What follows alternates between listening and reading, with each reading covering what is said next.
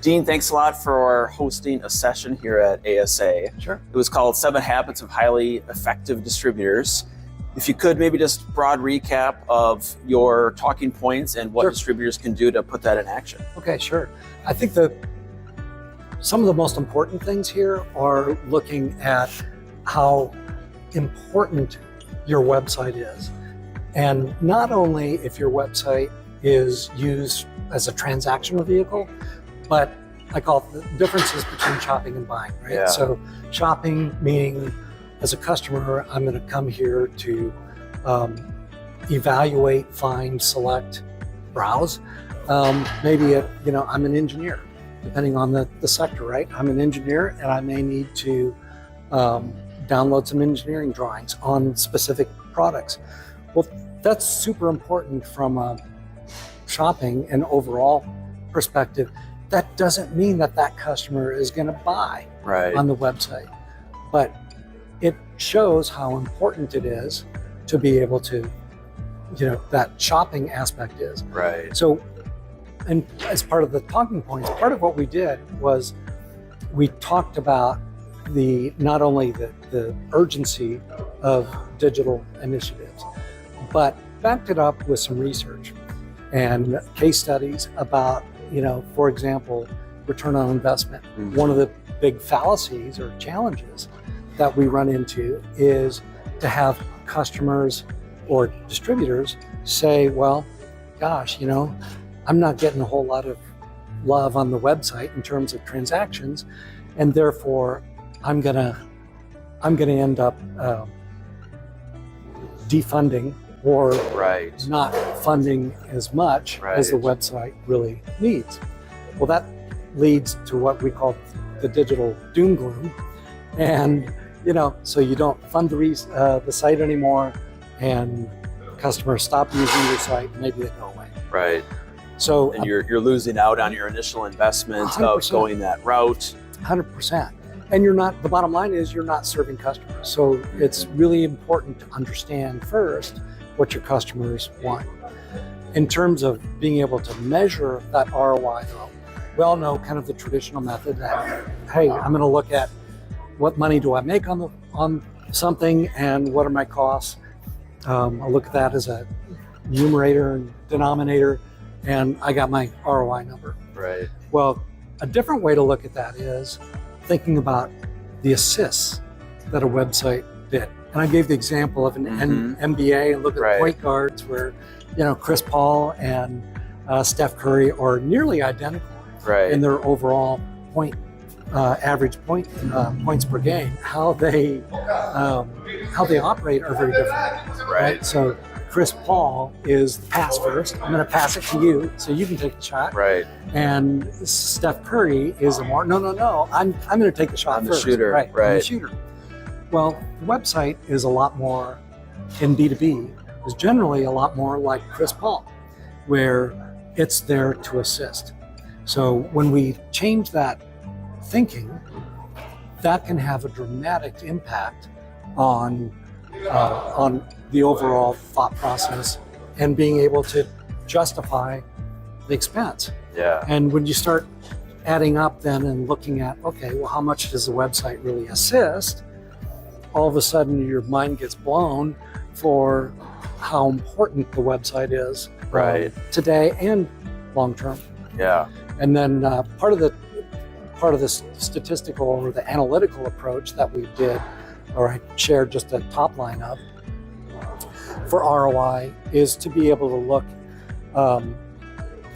do a decile analysis, and recency, frequency, monetary value, and stuff that maybe it really excites me, that it may give a lot of people to sleep a little bit, but it's really exciting because it just proves kind of beyond a shadow of a doubt how important digital initiatives are, and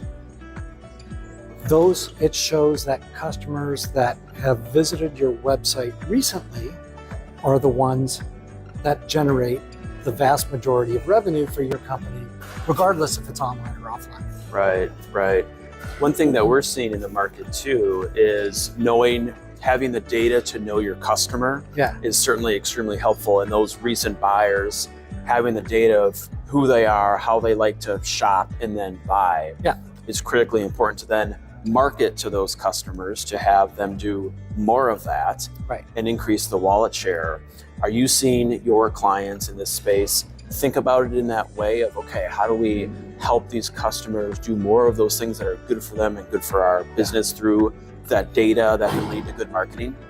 For sure. I think that the challenge gets to be, how do I use that data? Right? And that may be, part where you guys kind of help to come in as well. Right. But I think that the number one thing is understanding what do your customers want to do. And then, well, where does that data come from? And it could come from a number of different sources. So it's a matter of being able to figure out, well, how do I pull that in and be able to put it in action? And put it into action. Right.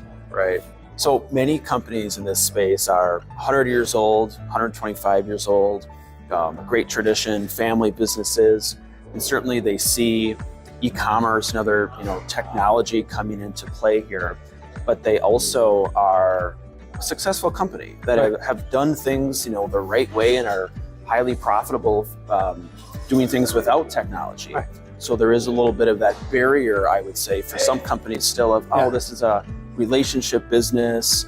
But what we're finding with our clients is that to think about your website, your digital services, your e-commerce as an extension of that relationship, to give that customer a great experience with your digital vision and your technology. It's an extension of that personal experience. And with your discussion points about shopping and then buying, are you seeing that helping reduce the friction of buying leads right into a better relationship? 100%.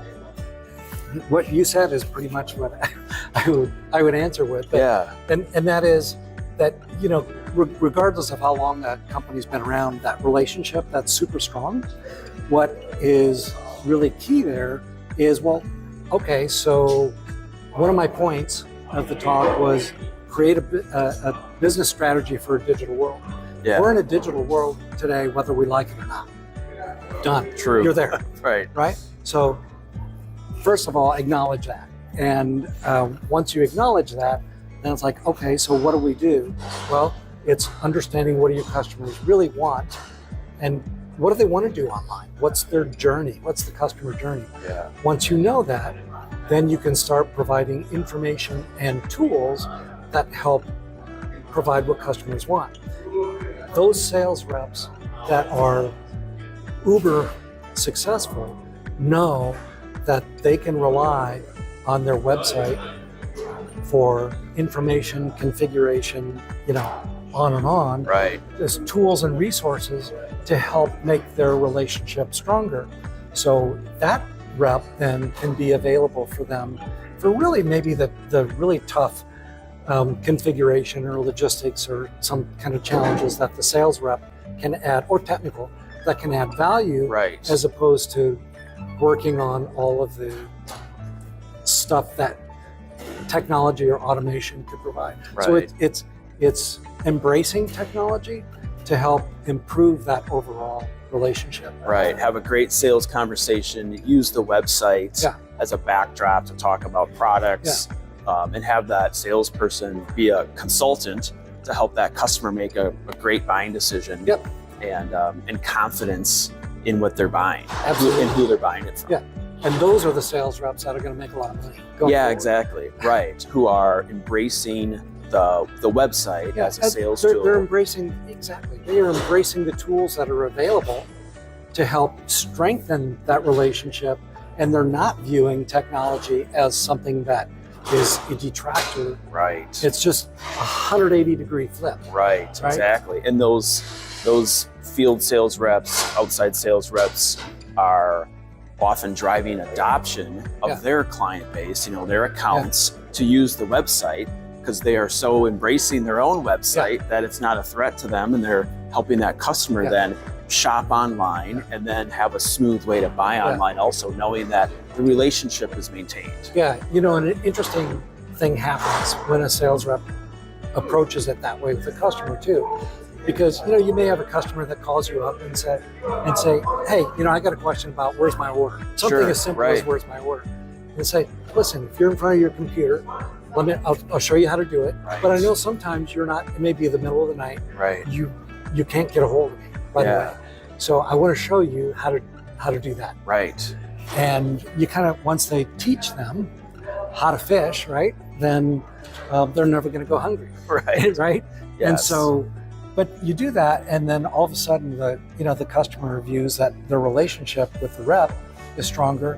But now the customer knows that, hey, when I want to do this in the future, it's 10 o'clock at night.